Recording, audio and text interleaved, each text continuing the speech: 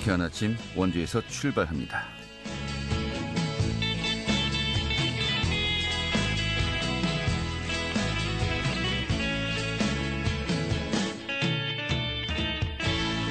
안녕하십니까. 6월 3일 금요일 아침에 인사드리겠습니다. 상쾌한 아침 원주에서 출발합니다. 진행의 한태후입니다.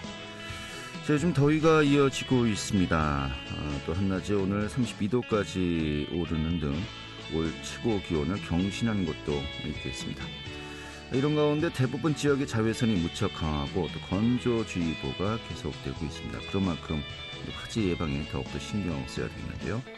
자, 이틀 뒤인 모레까지 낮더위가 기승을 부리겠고 또 주말엔 좀 하늘이 흐리겠다고 합니다. 참고하셔야겠습니다. 저는 준비한 소식 살펴보도록 하죠. 6.1 지방선거. 좀 강원도에서 이번에 국민의힘이 압승을 거뒀습니다만은 전체적인 결과 좀 분석해 보도록 하겠습니다. 또 원자한지 개발원이 한지문화제를 성공적으로 마치고요. 후속 프로그램으로 축제학교를 운영한다고 합니다. 이 내용도 함께 살펴보도록 하죠. 6월 3일 금요일 상쾌한 아침 원주에서 출발하겠습니다.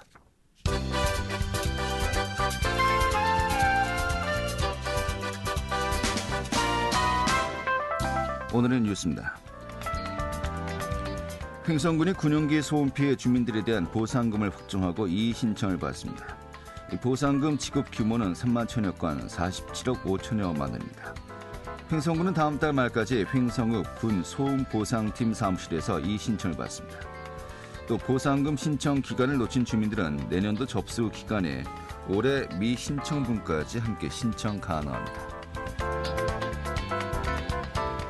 최근에 홍천의 한 돼지 농장에서 아프리카 돼지열병 ASF가 발생됨에 따라서 원시가 대응책을 강화해 시행키로 했습니다.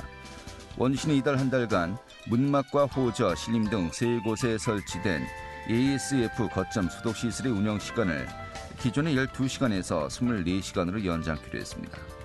또 홍천 농장과 역학관계가 있는 돼지 농가 18곳대에서 이동 제한 조치를 하고 소독 등 방역을 강화했습니다. 강원도는 장마철을 앞두고 환경부, 농림축산식품부 등과 합동으로 오는 10일까지 가축 매몰지의 관리 실태를 점검합니다.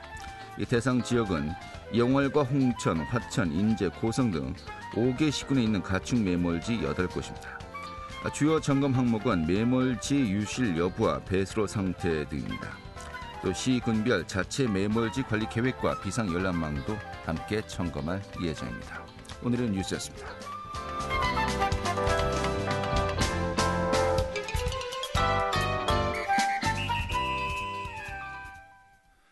네, 6.1 지방선거 좀 전체적인 정리가 필요할 것 같습니다. 강원일보 정치부의 이하늘 기자 연결해서요. 함께 또 이야기 나눠보도록 하죠. 여보세요? 네, 안녕하세요. 네, 반갑습니다. 자, 6.1 지방선거 일단은 국민의힘의 김진태 강원도지사 후보가 당선되면서요. 말 그대로 12년 만에 강원도정 교체를 이루지 않았습니까? 이 지금 투표 결과 소식부터 전해주시죠. 네, 도지사 선거에서는 국민의힘 김진태 후보가 당선이 됐습니다. 12년 만에 도정 교체를 이룬 것이고요. 또 강원특별자치도의 초대 도지사가 탄생한 것입니다. 개표 결과 김진태 당선인은 54.07%의 득표율로 45.92%를 얻은 민주당 이광주 후보를 제치고 승리를 했습니다. 조 후보 간의 격차는 8.15%포인트였습니다. 김 당선인은 정권 교체보다도 더 어려웠었던 강원도정 교체에 드디어 성공했다. 모두 강원도민 덕분인데 뼛속 깊이 감사드린다고 인사를 했습니다. 또 그 은혜를 잊지 않고 이제부터 오직 도민만 생각하며 전진하겠다고 소감을 전했는데요. 또 경쟁했었던 이광주 후보를 향해서는 위로의 말씀을 전한다. 저도 낙선한 경험이 있기 때문에 그 누구보다도 그 심정을 잘 알고 다시 기회가 있을 것이라고도 덧붙였습니다. 또 김진태 후보는 개표 초반부터 줄곧 앞섰습니다. 김 후보는 힘 있는 여당 도지사를 앞세워서 자신이 강원특별자치도를 완성시킬 적임자임을 강조했었는데요. 또 강성 이미지를 버리고 포용의 아이콘으로 이미지를 변신에 성공한 것도 득표로 이어졌다라는 분석이 나오고 있습니다. 민주당 이광재 후보는 11년 전에 썼었던 역전 드라마를 재현하겠다는 의지를 보였지만 현실은 녹록지 않았습니다. 이 후보는 사람으로서 할 수 있는 일은 다 한 것 같다. 이렇게 소회를 밝히기도 했습니다. 네, 알겠습니다. 자, 김진태 당선인 또 앞으로의 과제에 대해서도 이제 이야기를 했었습니다만 어제죠. 좀 많습니다. 당장 이제 공약으로 제시했던 춘천의 한국은행 본점을 유치하는 것, 또 원주에서는 가장 큰 관심사였죠. 이 삼성 반도체 공장으로 대표되는 반도체 클러스터를 유치하는 문제도 있고요. 또 도청사 이전도 지금과 다른 방향으로 좀 고민해 보겠다라고 하는데요. 또 이제 가장 중요한 것이 특별자치도 이제 1년 내에 그 여러 가지 또 내용들을 메꿔야 되는 거 아니겠습니까? 좀 과제들이 많은 것 같습니다. 그리고 지난번 지방선거에서는 그 지자체장, 기초지자체장, 이 민주당이 11개 지역에서 지자체장이 선출되었었는데 이번에 굉장히 또 역전이 되었습니다. 14개 지역에서 국민의힘이 당선자가 배출되었죠. 네, 맞습니다. 국민의힘은 원래 한 18석 모두 다 전석을 차지하겠다라는 목표를 세웠었는데. 목표 세웠었죠. 네, 예. 맞습니다. 네, 18곳 중에서 대부분의 당선자 14곳에서 내는 것에 만족을 해야 했습니다. 국민의힘 최문순 화천군수와 김진하 양양군수, 심규현 동해시장과 이현중 철원군수는 3선에 성공했고요. 원주의 원광수, 강릉의 김홍규, 태백 이상호, 속초의 이병선, 홍천 신영재, 영월의 최명서, 평창의 신재구, 삼척의 박상수, 양구의 서응원, 횡성의 김영기 등 총 14명의 당선자를 냈습니다. 민주당은 고성의 한명준, 인제의 최상기, 정선의 최승준 군수가 재도전에 성공을 했고요.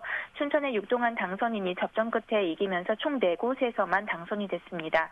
2018년 제7회 지방선거에서는 총 11명의 기초단체장을 당선시키는 쾌거를 올렸었는데 4년 만에 상황이 역전되면서 4명만이 여당 바람을 뚫고 당선이 됐고요. 수성을 위해서 안간힘을 썼지만 참패의 결과를 받아들었습니다. 네. 이게 또 사실 내용을 보면요. 국민의힘이 이긴 곳은 굉장히 좀 여유 있게 이긴 곳이 대부분입니다만 민주당이 이긴 곳은 굉장히 접전이었어요. 네, 맞습니다. 한 새벽 3, 4시까지 기다려야만 당선자가 나올 수밖에 없는 그런 상황이 벌어졌었습니다. 그리고 또 춘천의 육동환 당선인도 사실 이제 구도가 이광준 전 춘천시장이 이제 무소속 출마하지 않았습니까? 네, 이 그렇습니다. 표가 분산된 것이 또 상당히 또 영향을 미치지 않았나 싶네요. 자, 기초단체장도 그렇고요.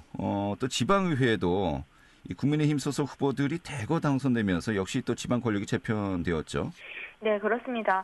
이번에 개표 결과 당선인 총 242명 중에 도교감을 제외하고 242명 중에 국민의힘 소속은 160명으로 과반 이상인 66.1%였습니다.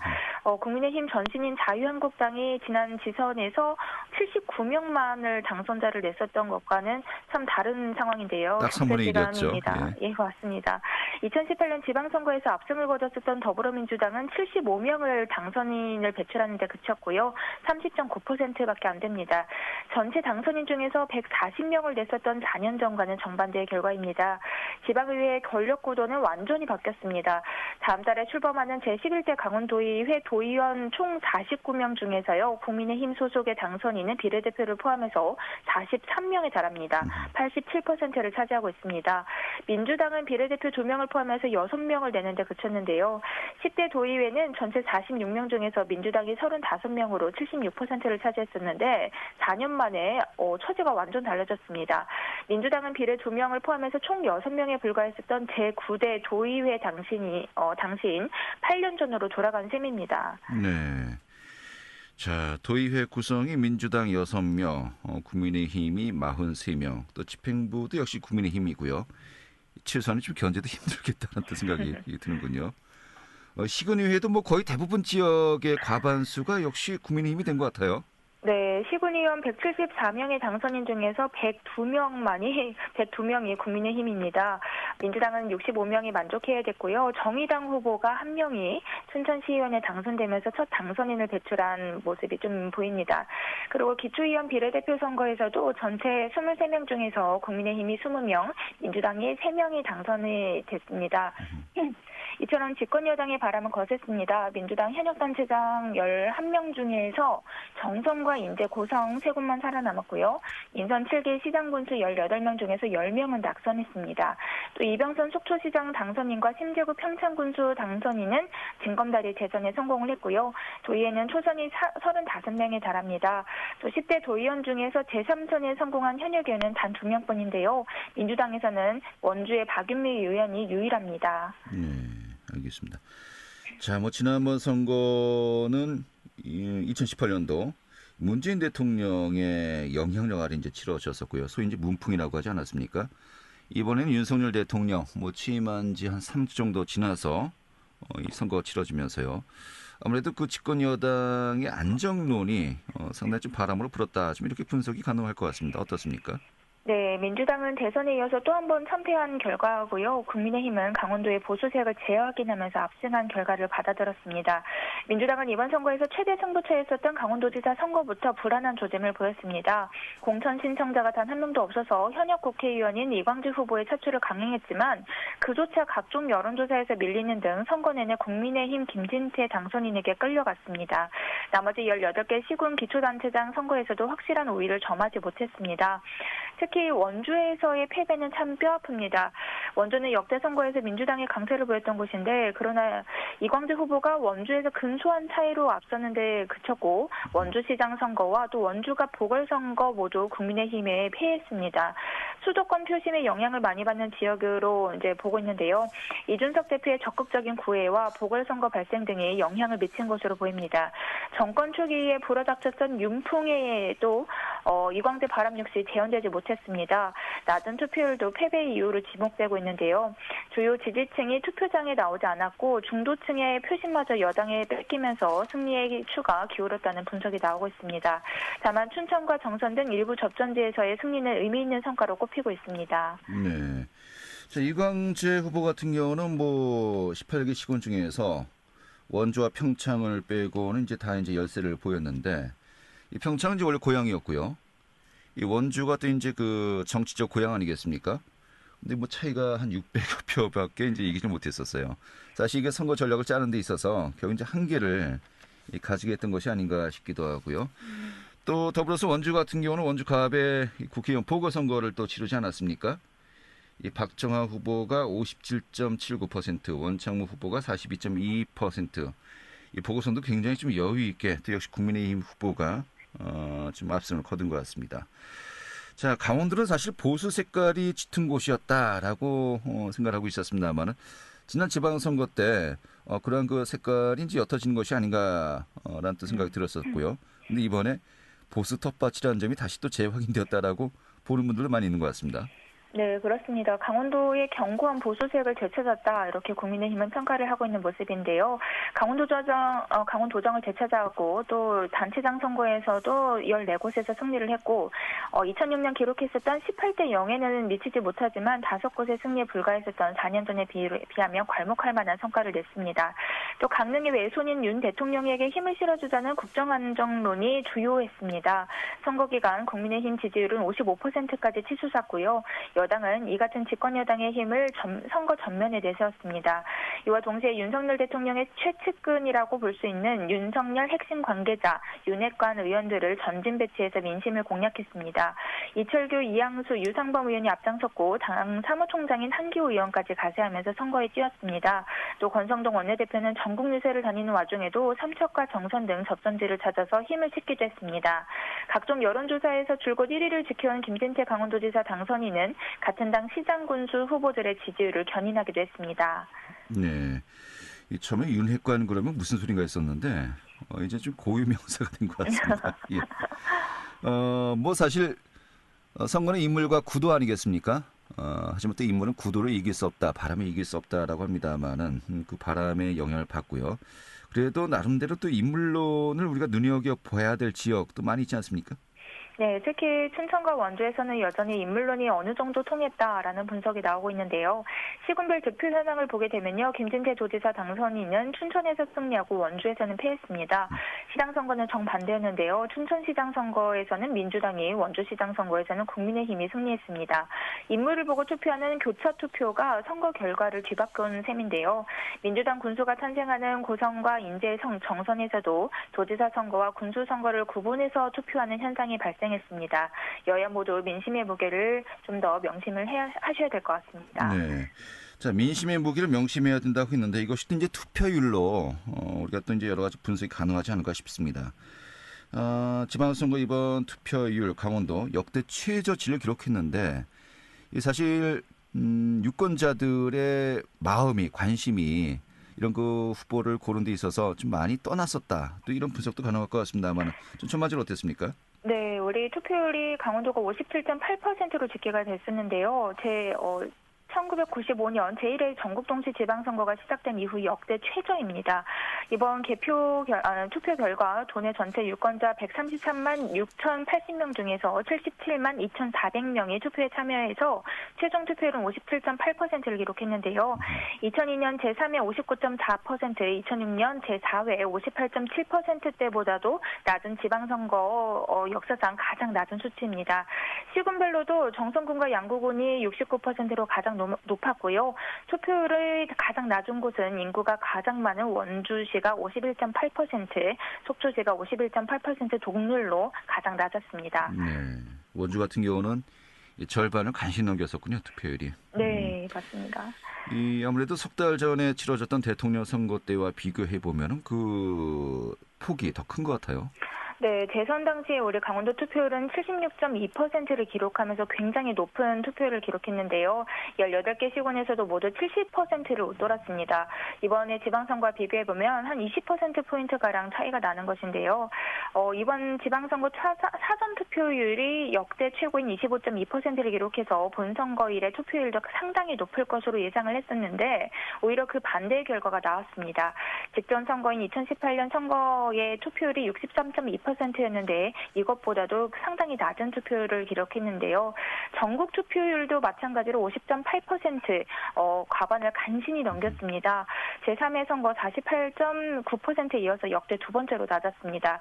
이처럼 전국적으로 투표율이 저조한 이유는 대통령 선거 후에 3개월 만에 실시돼서 상대적으로 유권자의 관심도가 떨어진 결과로 풀이가 되고 있고요. 또 사전 투표가 유권자의 선거 참여를 확대하기 위해서 도입이 됐는데 또 하나의 투표 방식으로 정착이 되면서 전체 투표율을 끌어올리기보다는 분산 투표 효과에 머무른다는 분석이 나오고 있습니다. 네. 자, 이번에 국민의힘의 성공 요인 어떻게 보면 또 2년 뒤에 총선, 4년 뒤에 지방선거에서 그대로 또 적용되는 거 아니겠습니까? 그동안에 이 윤석열 대통령의 국정 성과를 또 평가받았고요. 또 지자체장들이 과연 본인들이 공언했던 공약들 어떻게 지켰느냐에 따라서 이 바람이 자신들에게 순풍이 될 수도 있고 또 역풍이 될 수도 있는 거 아니겠습니까? 좀 양 어깨 위에 무게를 느끼면서 앞으로 또 도정, 또 군정, 시정 또 펼쳐야 되지 않을까 싶네요. 네, 오늘 이렇게 정리하겠습니다. 고맙습니다. 네, 감사합니다. 네, 강원일보 정치부의 이하늘 기자였습니다.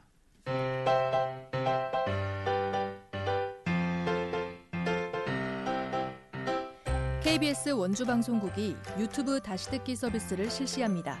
매일 아침 강원 영서남부권의 뉴스와 정보를 전해드리는 상쾌한 아침 원주에서 출발합니다는 KBS 원주라디오 유튜브 채널을 통해 다시 들을 수 있습니다.